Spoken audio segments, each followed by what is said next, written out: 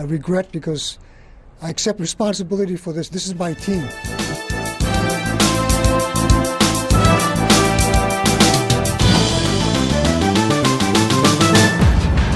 Ballistic missile threat inbound to Hawaii. Seek immediate shelter. This is not a drill.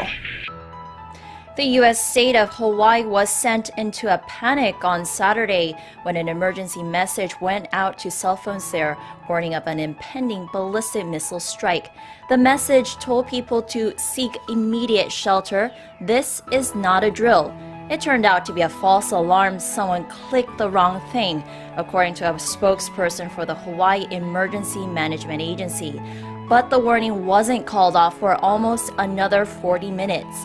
The false alarm has caused outrage in the state, and the governor has apologized. Officials have reportedly changed the procedure for issuing such a warning. I deeply apologize for the trouble and heartbreak that we caused today. We've spent the last few months trying to get ahead of this whole threat so that we could provide as much notification and preparation time to the public. Today was something that I regret because I accept responsibility for this. This is my team. We made a mistake. We're going to take processes and study this so that this doesn't happen again. Our focus now, of course, is not to have any more false alarms going out. And by doing this, we're working on procedures that have already been implemented. First of all, the governor has directed that we hold off any more tests until we get this squared away. I'm going to say that the old process was no redundancy. We've implemented changes already to assure that it becomes a redundant process so that it won't be a single individual. There'll be at least two people that would be involved to initiate the alert.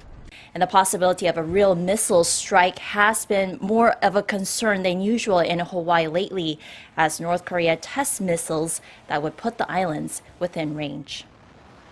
I'm Elise Anderson with this Think Tech commentary. If anyone doesn't know, that is if anyone's still living in the Stone Age without a smartphone, radio, TV, or computer, the whole state of Hawaii woke up today at 8:07 a.m. to an emergency alert sent to all cell phones in the state reading in boldface type, "Ballistic missile threat inbound to Hawaii. Seek immediate shelter. This is not a drill."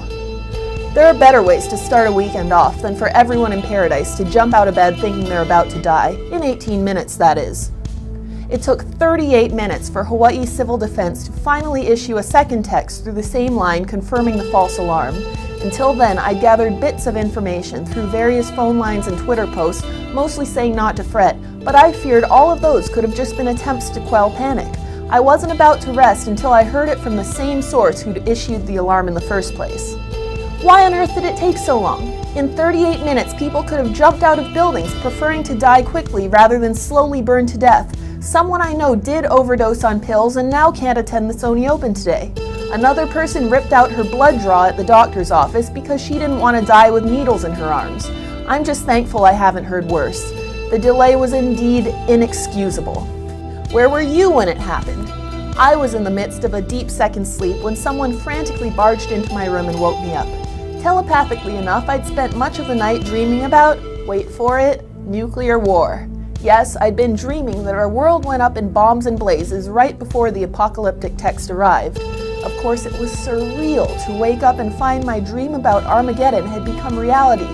I doubt Walt Disney has this situation in mind when he tells us, to the tune of fireworks at the happiest place on earth, dreams do come true. And how did you react when you first got the text? Never again need any of us respond hypothetically when asked, what would you do if you had 15 minutes left to live? Now you know exactly what you do because whatever it would be is exactly what you did today. When I started frantically searching the net, I couldn't find a thing. Like I said, I suspected the news was deliberately quiet to avoid panic when we'd have been dead meat regardless. Radio and police phones were completely tied up. No one I called knew anything for sure, but Michael W. Perry was saying on KSSK when he finally said anything at all about it, that the message was a glitch within civil defense, an internal drill accidentally leaked external, and with the added typo not. Not such a minor typo, was it? Or was it Kim Jong-un? So there it is. It happened and we survived. Now we have a choice. We can indeed be angry, demand whomever made the typo be fired, and complain about civil defense's inexcusable lags. Those are legitimate reactions, but for your own sake, I suggest another one. As a late friend of mine once said, let's all just be grateful, hey? Unlike my late friend, you and I are now still alive. My friends, we have at least another day. I hope you go out there and live it as fully as you possibly can. And Steve, you got the text about the incoming ballistic missiles and, most importantly, that this was not a drill. I sure did. What was your first thought? Very frightening, traumatized, scared. Didn't know if I was going to die this second or die the next 5 minutes. Didn't know if my family would ever find out. How would they feel about it? It was very, very traumatizing. Were you upset? Were you upset now that you found out that, according to the emergency management, that one person with one button caused this kind of panic? Oh, I was beyond upset. I'm freaking angry, furious to know that this ain't a joke. I mean, this is messing around with people's lives. I mean, from what I saw out on the streets, it was a pure chaos, confusion. Everyone was running, scared out their mind, looking in the air. Where specifically were you when you saw this text message? I was right across the street from the Alamo Mall. And I've seen just people speeding, running red lights. Everyone was running. Security didn't know what to do. Everyone was just total confusion. What you're describing is a Hollywood movie set. You know that, right? It seemed like we were in a movie, watching a movie, but this was real life in Hawaii. Well, now that you know that it was an error and allegedly one person with one button caused this, do you buy that? No, I don't. And, me living in Hawaii as a citizen, I want answers.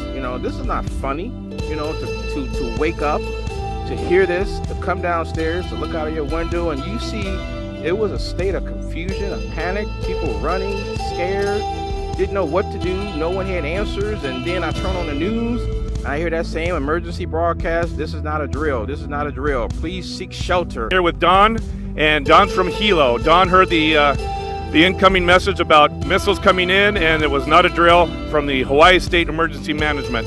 Don, where are we at exactly? Mighty Sky Court. And we got the message, they told us to evacuate the building. To where? Where are we gonna go? The whole building evacuated to the lobby, and then we're all standing around looking stupid. I want to know who hacked into our system. And Donald Trump is playing golf while 1.5 million people here are scared to death. Were there panicked people? Everyone was ghost white. No, there was no panic, but what are you gonna do? I want a front row seat. Well, what if I told you this was not a hacked system? This was the emergency management putting on a test inadvertently.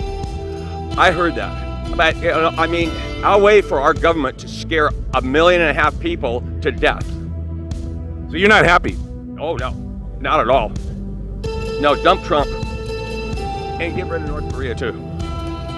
So let me ask you this. If you knew it was a drill, or did you not know it was a drill, or was a drill? No, I did. No one knew it was a drill. So you assumed it was real? Yeah, it said take shelter now. It's in you have 15 minutes left to live. I mean, what does that do for, and especially if it's a false alarm, now I've got no confidence in our system. Now, this event took place about an hour and 25 minutes ago. How are you feeling right now at this moment? Sick, pissed. I'm going to go shopping and have a beer. Well, that's not a bad solution given what we just been through. So, Don, I can't say that I blame you. How long have you lived in Hilo? Well, I was born on Oahu. I've been in Hilo for the last 10 years. Well, you know that our drill, our sirens, our tsunami sirens, they go off inadvertently. Did that kind of tip you off to anything? There were no sirens. And we've had tsunami warnings, that steady tone. Last month was our first nuclear, that whaling thing. I felt like I was a little kid back in the 50s, because the duck, roll and cover. Yeah, close the shades, hide under your desk, put a blanket over your head. What's that going to do? Did you have any thoughts? Did you get any calls in on your cell phone, or did you call anyone out to tell them what's happening? Yeah, I made calls to my friends here in Hawaii, and everyone was shaken. Yeah, I mean, audibly and visually shaken.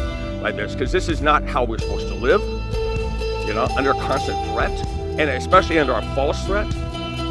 So this, I have to say, by the Hawaii State Emergency Management does fall under the responsibility of the governor of this state. You have a message for the governor?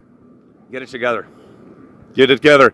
Okay, you heard it from Don from Hilo. This is What's on Your Mind Hawaii for Think Tech Hawaii. Aloha. Aloha.